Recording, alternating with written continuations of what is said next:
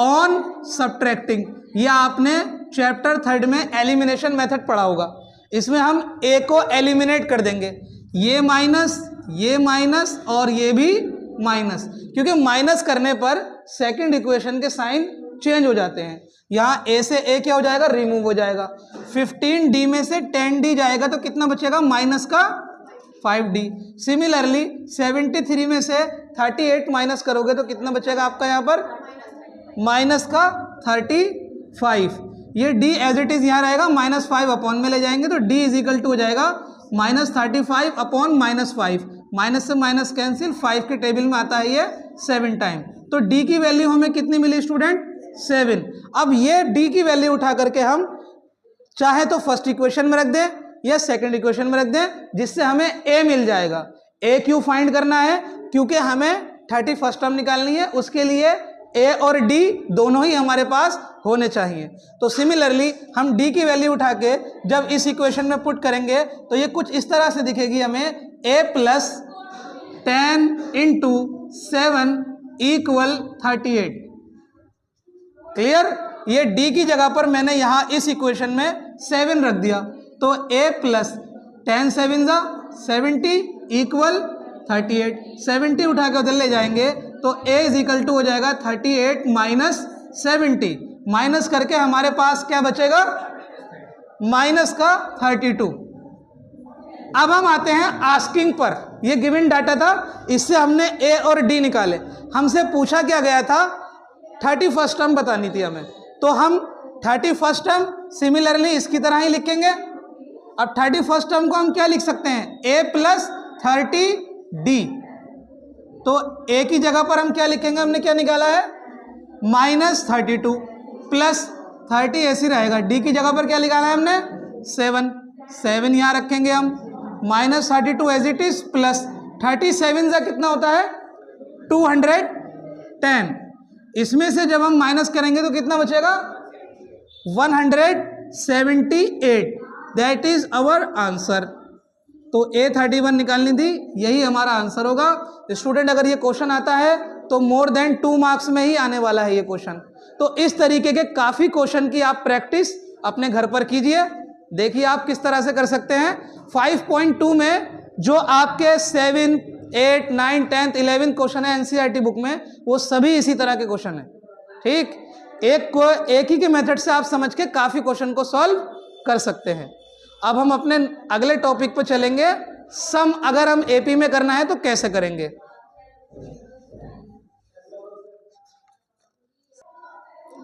तो स्टूडेंट अब हम अपना इस चैप्टर के लास्ट टॉपिक पर आते हैं कि सम ऑफ फर्स्ट एंड टर्म्स।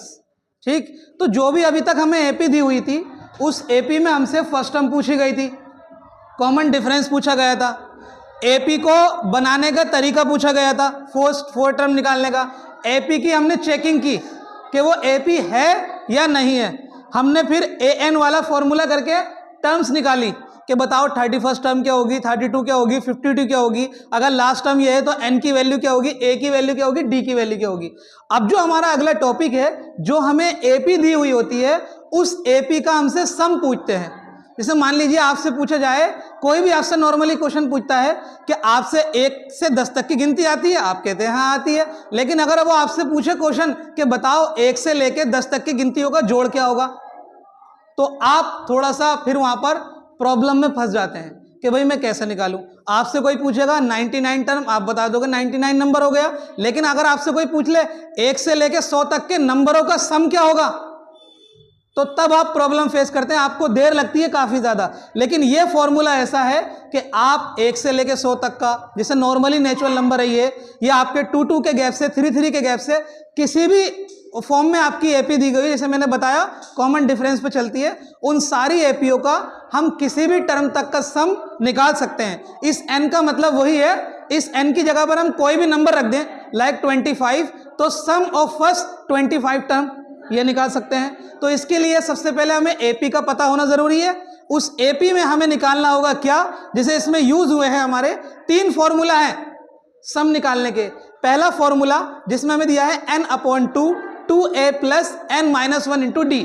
अब यहां बात आती है कि ये n क्या है।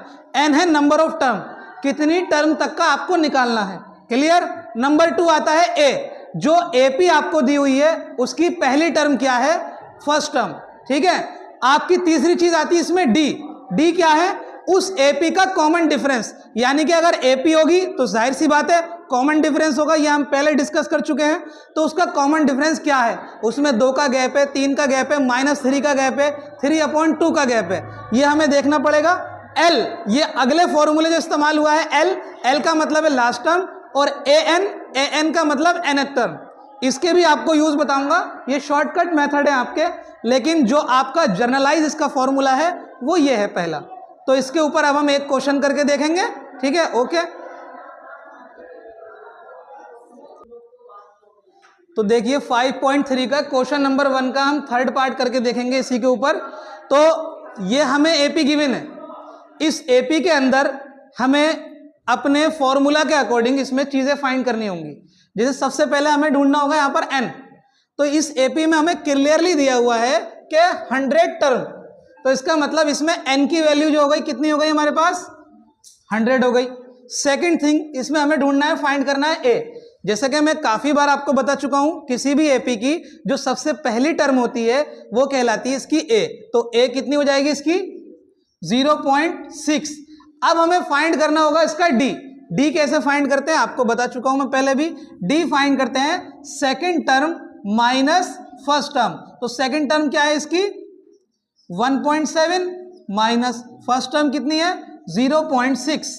1.7 में से 0.6 जाएगा तो आपको रिजल्ट क्या मिलेगा 1.1।